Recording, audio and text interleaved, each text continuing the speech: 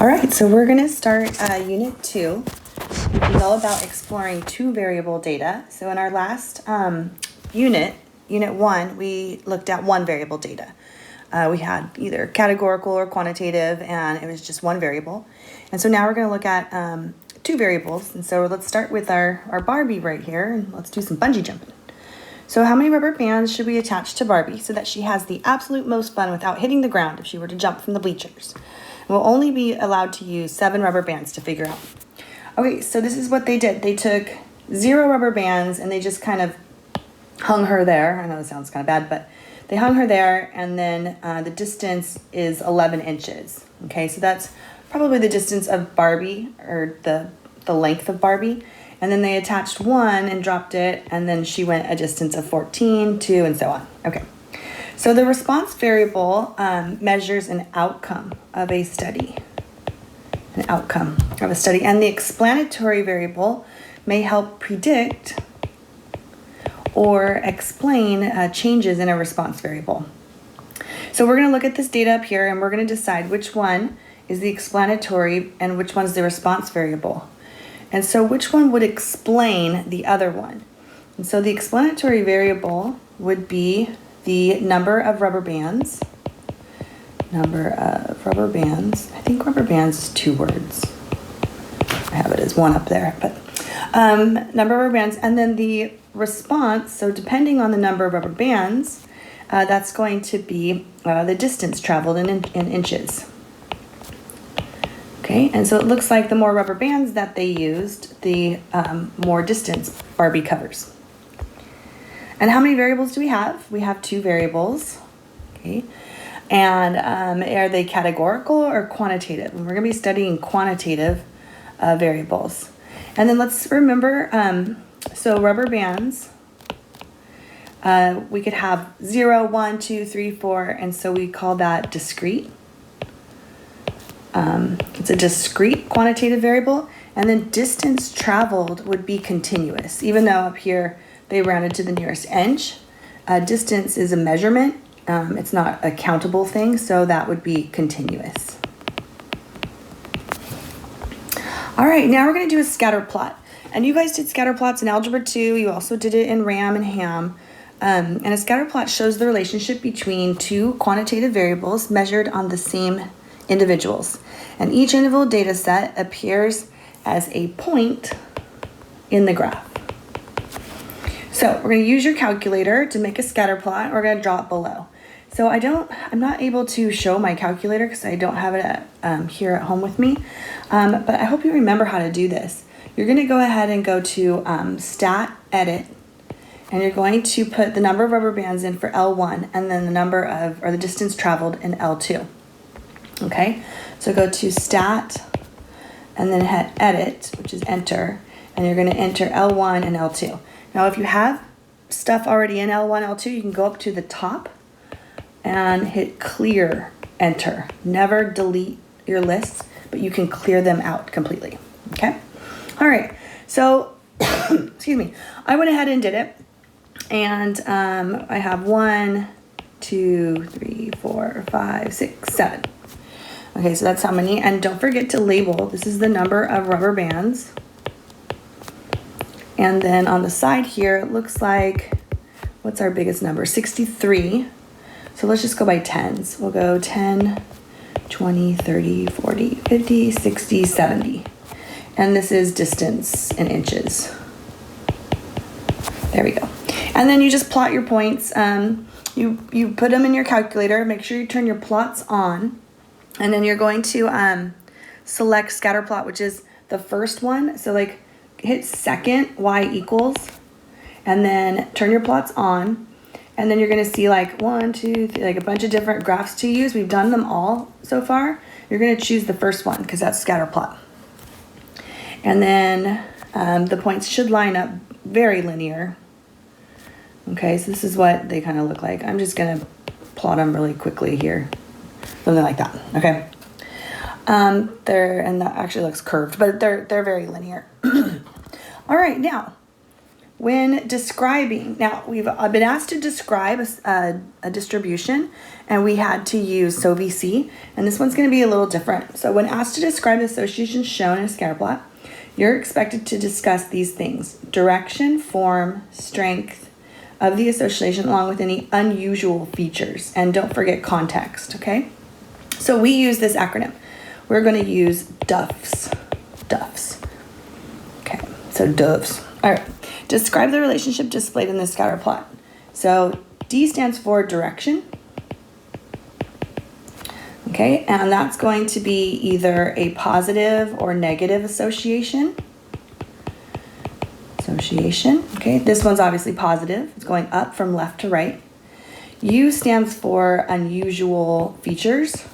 If there's any points that don't fit the pattern of the lines, then those would be your unusual features. So they could be outliers. We're going to talk more about this at the end of the chapter. Outliers are just points that don't follow the pattern. F stands for form. For form, you only have to do two things for form. It's either linear or nonlinear. You don't have to say it's quadratic, logarithmic, nothing like that. Oops, I wrote linear or linear. Let's change that. It's either going to be linear or non-linear. Ugh. You know what, guys? I do not like explain everything. I love notability. You know me. All right, nonlinear. And then finally S, so DUFS, stands for strength. How strong or weak is the line? And this line looks very strong. Okay, so if I'm going to go ahead and write a sentence to describe the relation of the scatter plot above, you have to make sure that you say both variables that are being used here, so rubber bands and distance. And so here's how I would say it. The relationship between rubber bands and distance traveled, okay, is a positive. Okay, so that would be direction. Positive, strong. I kind of go strength next. I know it's a little out of order. That's okay. Positive, strong, linear, okay, linear pattern with no unusual features, with no unusual points. No unusual features or points, it doesn't matter. I'm gonna say points. There we go. I did it all in one sentence, okay? I have context because I said rubber bands and distance traveled, and then all the things they wanted me to do. All right, that's one page of 23. All right, so now let's go ahead, check your understanding. This is where I would have let you in class decide which one's which. So just a little practice on which one's the explanatory, which one's the response variable. Most of the time they'll tell you, but sometimes they don't. So you have to be able to figure it out. So identify the explanatory response. All right, Julie wants to know if she can predict a student's weight from his or her height. All right, so explanatory and response. So the explanatory variable here is height, and the response would be if she can predict their weight. Okay. All right, you could try the next one if you want to. You could pause it, but you want to see the relationship between the amount of practice time and ability to play a piece of music correctly. Okay, so which one can predict the other one? So I would say that practice time can help predict the ability to play correctly. Ability to play correctly. Okay. And then finally, the last one, Jim wants to study the relationship between stress caused by debt and the amount of debt. So the explanatory variable, what's explaining his stress would be the amount of debt, so the amount of debt he has, and the response that he has to the amount of debt is the stress that it's causing him. Stress caused by debt. I wrote debt over there. D-E-B-T. All right, so here we go. Here's where you get to try one, okay? So take a look at the following scatter plot. Shows the lengths in feet and speed in miles per hour for the 78 roller coasters I rode from October 2007 to August 2009. Describe the relationship in the scatter plot. Okay, here's Duff's. Describe the relationship we're gonna do doves. All right, so start with the relationship between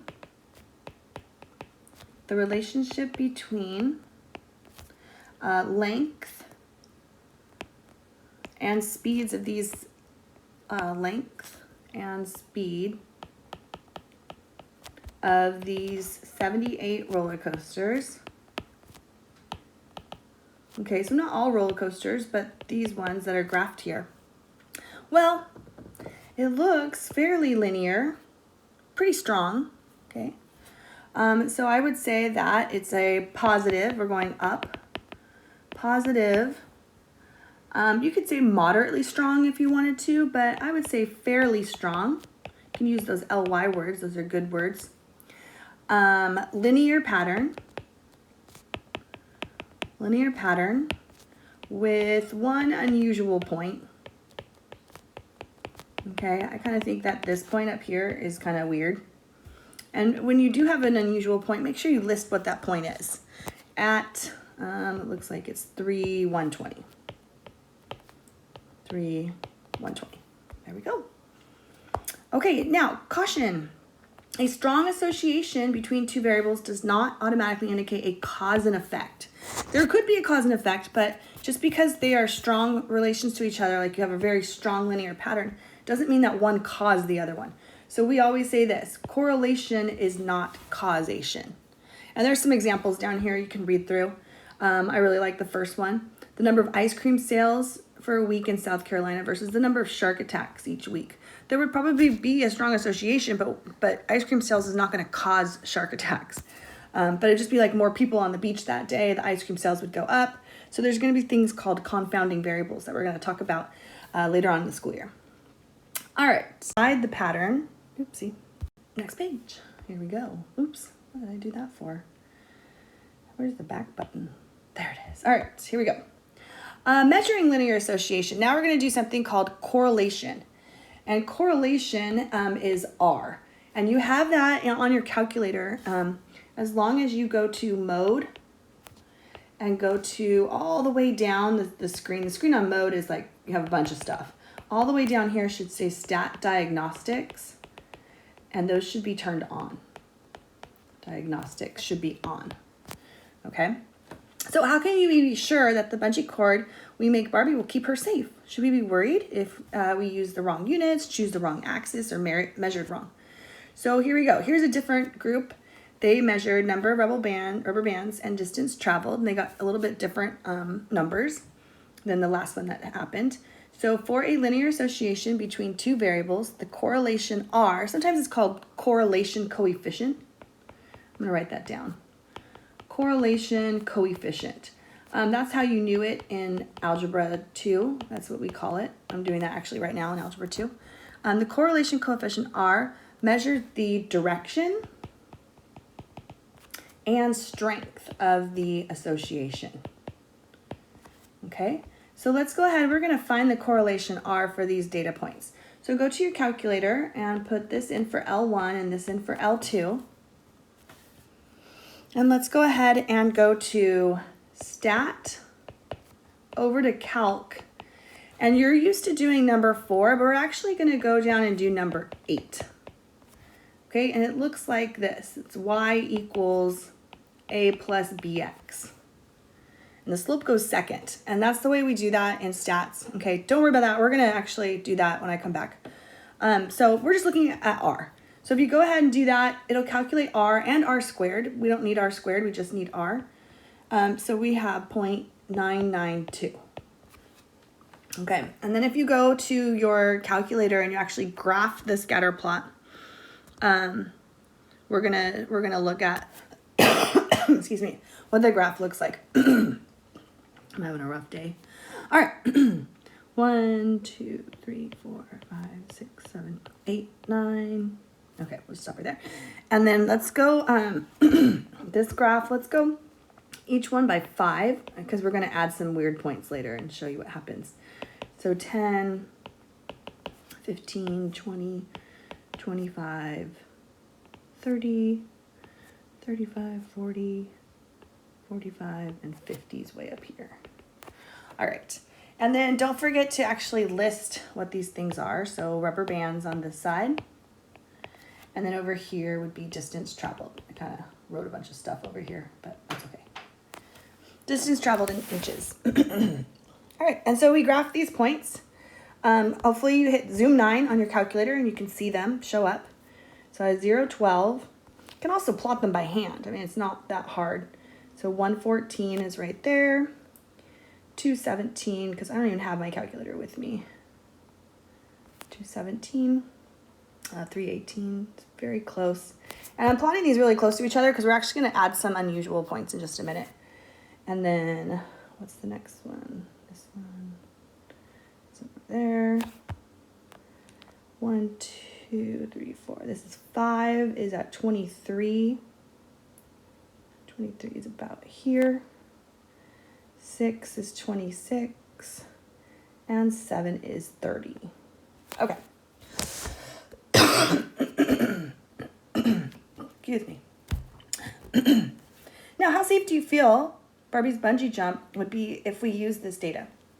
Use the correlation to justify. I would feel pretty safe. And the reason why is because we have a strong linear pattern. Okay, strong linear pattern. And the way that we decide by looking at the correlation is if we have a strong linear pattern, then you can use R. And R is 0.992. And that is a very close number to 1. And 1 is a perfect association, a perfect positive association. -1 would be a perfect negative association. So that is very close to 1. And so we feel pretty good.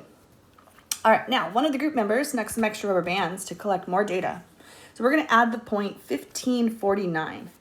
All right, I'm going to do that in green, 1549. So we go over here, and 1549 would be way over here. We go way up to the top. All right, so that's the point 1549 right there.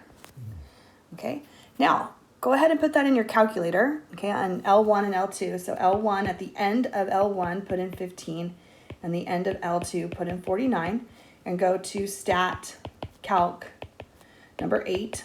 And what's the new R going to be? And so when you figure that out, R equals 0.998. So it went up a little bit. It went from 992 to 998. And the reason why is because, now this is a very unusual point way out here. It's you know, not anywhere near the rest of our points. But it is in the pattern. It's still in the pattern. And points that are way out that are still in the pattern, they will increase R. Okay? Or decrease. If it's a negative number, it decreases to more closer to -1.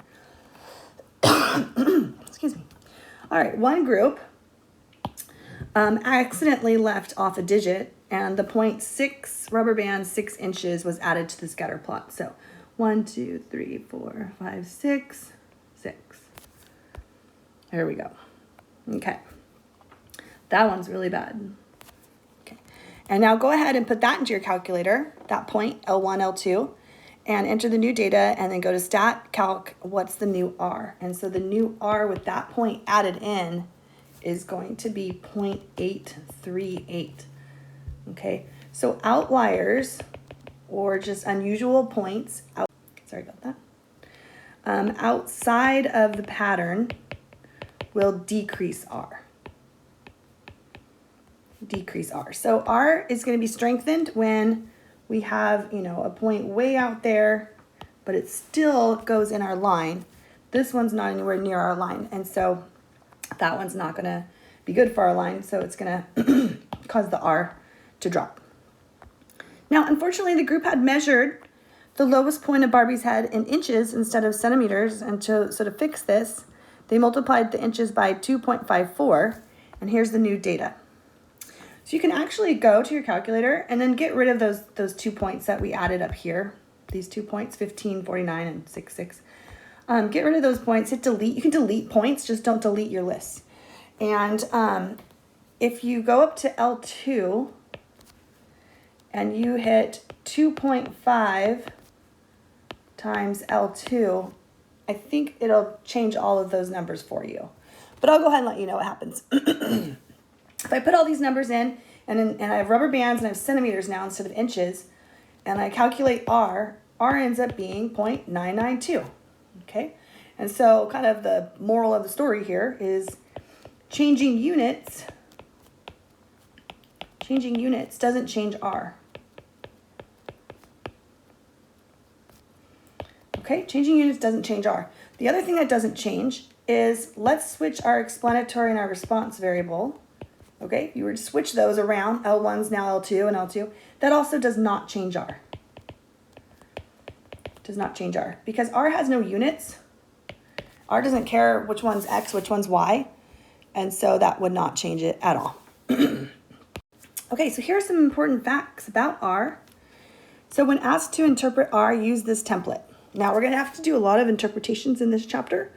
Like anybody can just punch numbers in and find R on their calculator, but to interpret R, you would say the correlation R confirms that a linear association between X and Y, make sure you use context here, is direction and strength, okay?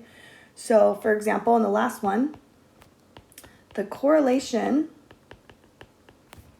R equals 0.992 confirms that a linear relationship between rubber bands and distance traveled is direction and strength, positive and strong. There you go. And that's the interpretation. Okay, so you're going to have to remember that one. That'll be on the next quiz. Sorry, guys, I'm so sick. All right, 11 important facts about correlation R. So we went over a couple of these already. Switching X and Y won't change. X and Y must be quantitative. Okay. R, units don't affect R, and R has no units.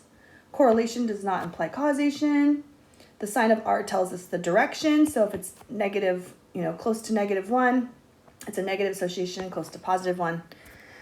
If the scatter plot is linear, then, okay, we talked about that. 0 means that it's weak. So a 0 association would be the dots are all over the place and there's no line.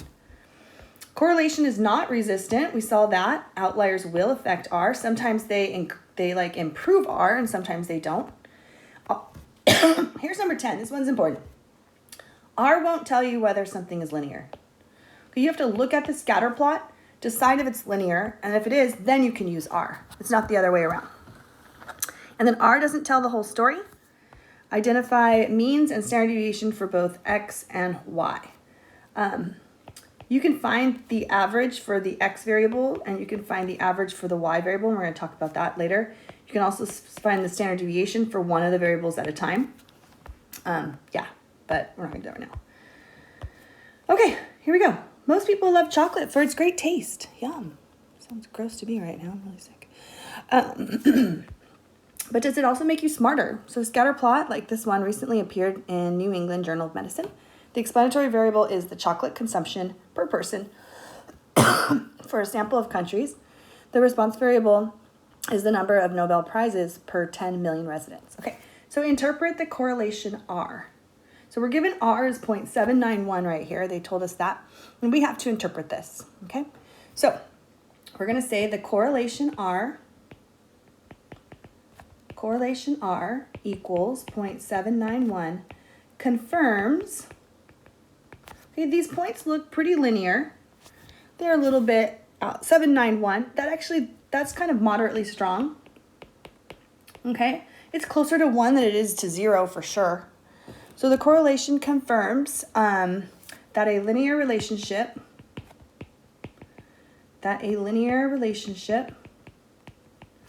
between chocolate and Nobel Prize winners,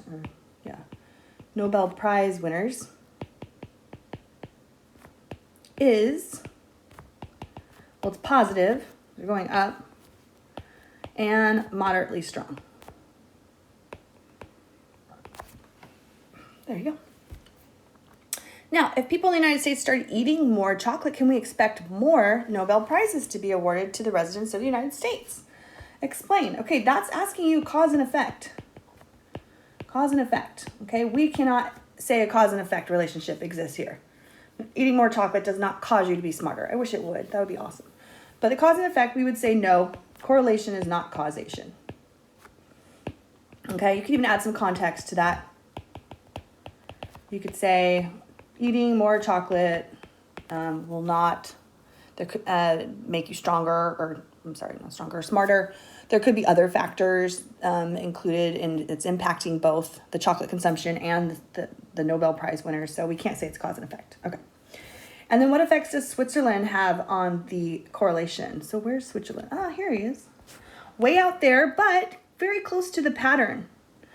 Okay, so Switzerland is going to strengthen the correlation. Strengthen R because it follows the overall pattern. Because it follows the overall pattern. There you go. So anything in the pattern that's further out, Sweden wouldn't be very good for the line. Okay, but Switzerland would. All right. How much more do we have to go? You're wondering? Me too, because, oh, just one more page. Okay. So cautions about correlation. So we said this correlation does not imply causation. I love this problem here. It says the following scatter plot, we're looking over at this one, shows total revenue generated by skiing in millions of dollars and the number of people who died by becoming tangled in their bed sheets in 10 recent years. And the correlation for these data is 0.97. Okay, you can't say that skiing revenues cause people to get tangled up in their bed sheets. All right, so it does not increase the skiing revenue for the more people to die. So no, that would be no cause and effect.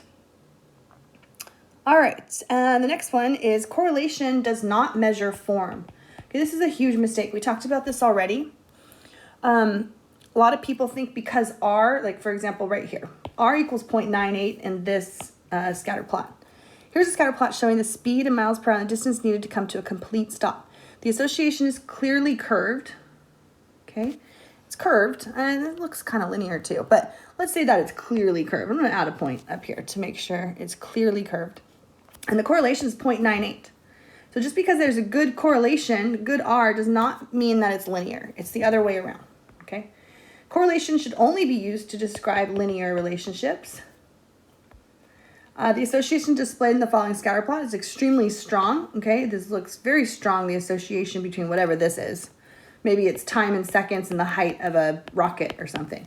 But in the correlation, R equals 0, it doesn't measure the strength of non-linear relationships. Obviously, this looks quadratic. Okay.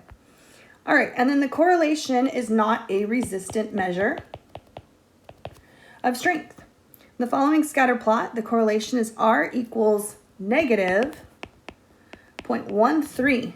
Okay, it's because this point right here is really messing it up. But when we remove that point, when we get rid of it, R jumps up to 0.72. That's crazy. And this thing is really, it's dragging it down so much that it actually makes it a negative slope of, we don't know the slope, but it makes it a negative slope because R is negative. And as soon as you remove that point, then it makes it a positive slope. Very interesting. And then how do you calculate R? Well, we're going to use our calculator, but this formula is on the formula sheet on how to calculate R. So this is on the formula sheet. I think I have to look at that, but I'm pretty sure it is. But it's just a good reminder of how it's being calculated. It takes all the x values, subtracts the mean of the x, and divides by the standard deviation. That reminds me of a z-score. And same thing here with the y's. Okay, and it takes all those and adds them all up, that's the summation, and then divides by n minus 1. And so if you switch x and y, nothing would happen there with r being changed. Okay, so that's why units don't matter for r, all that stuff. All right, finally, last one. The following scatter plot shows the height in inches, a number of steps needed for a random sample of 36 students to walk the length of the school hallway. The correlation is negative 0.632. Explain why it isn't correct to say the correlation is negative 0.632 steps per inch. Okay, all right. R is negative 6.32. R has no units.